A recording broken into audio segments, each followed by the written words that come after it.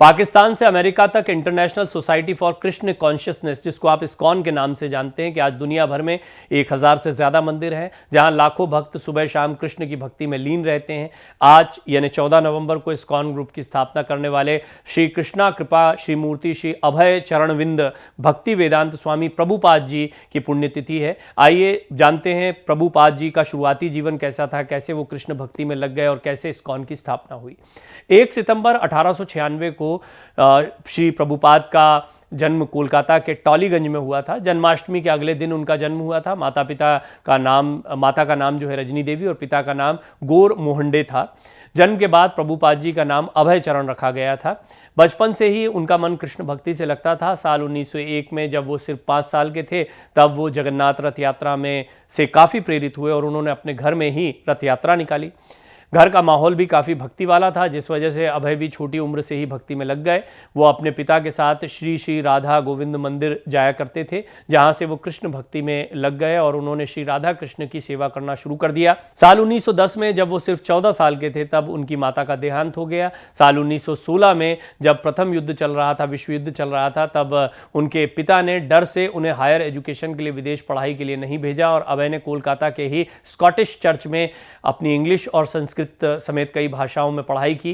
ये एक European college था। इस वजह से जब उनकी पढ़ाई पूरी हुई तो उन्होंने ब्रिटिशों को रिस्पॉन्ड करते हुए स्वतंत्रता आंदोलन पर डिग्री लेने से इनकार कर दिया था।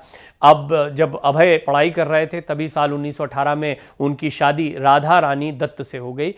जब पढ़ाई वो कर रहे थे तब महात्मा गांधी के स्वतंत्रता आंदोलन से भी काफ़ी प्रभावित थे। 1920 में उनकी पढ़ाई पूरी हुई और 1921 में महात्मा गांधी के स्वतंत्रता आंदोलन के साथ वो जुड़ गए। इस दौरान उन्होंने एक लेबोरेटरी में असिस्टेंट मैनेजर के तौर पर काम भी किया। वो शुरुआत से सन्यासी नहीं थे, उनका प्रयागराज में खुद का फार्मेसी का बिजनेस भी था। साल 1922 में अपने एक दोस्त के जरिए वो गोड़िया मठ के संस्थापक आचार्य शील भक्त सिद्धांत सरस्वती ठाकुर गोस्वामी महाराज जी से मिले। उस वक्त उनकी उम्र महज 26 साल थी और ये कहा जा सकता है कि पूरी दुनिया में कृष्ण भक्ति मूवमेंट को फैलाने की उनकी जो पहली यात्रा थी वो यहीं से शुरू हुई थी। उनके गुरु ने उनको देखकर सोचा कि इनकी अंग्रेजी इतनी अच्छी है तो ये वेस्टर्न कंट्रीज तक कृष्ण भक्ति के प्रति लोगों को प्रेरित कर सकते हैं।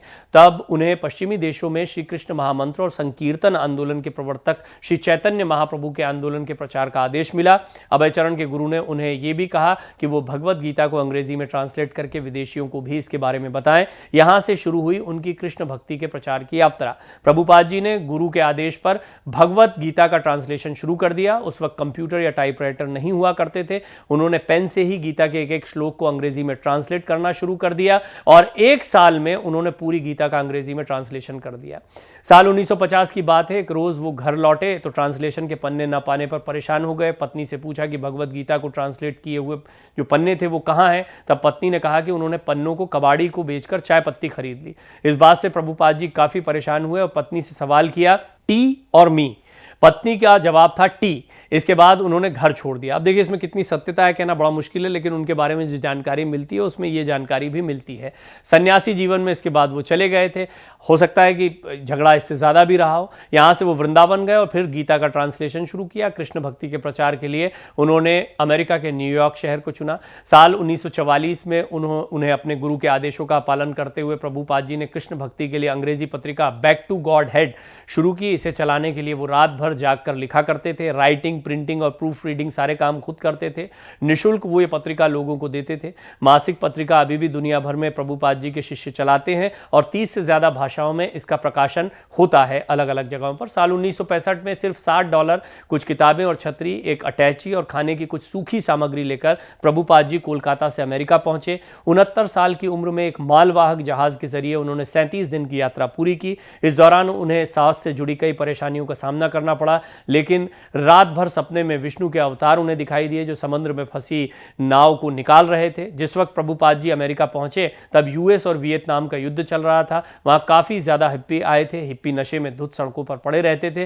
प्रभुपाद जी ने इनसे ही कृष्ण भक्ति का प्रचार शुरू किया। वो इन लोगों के बीच कीर्तन करते थे, मेडिटेशन की तरफ उन्हें आकर्षित किया और धीरे धीरे हिप्पियों को भगवत गीता के श्लोकों और प्रभुपाद जी की बातें सुनने में मजा आने लगा। कुछ ही सालों में 6 महाद्वीपों में 108 मंदिर बना दिए। ये वो दूसरे देशों में चिट्ठी लिखकर अपने शिष्यों से बात भी किया करते थे। इस तरह उन्होंने 10,000 चिट्ठियों के जरिए अपने शिष्यों से बात की। 12 साल में उन्होंने पूरी दुनिया का 15 बार भ्रमण किया। जब उनकी उम्र चढ़ने लगी तब वो चाहते थे कि कृष्ण भक्ति को लेकर वो खूब किताबें लिखें ताकि उनके जाने के बाद लोगों तक कृष्ण भक्ति पहुंचे। 22 घंटे सेवा करते थे और सिर्फ 2 घंटे सोते थे।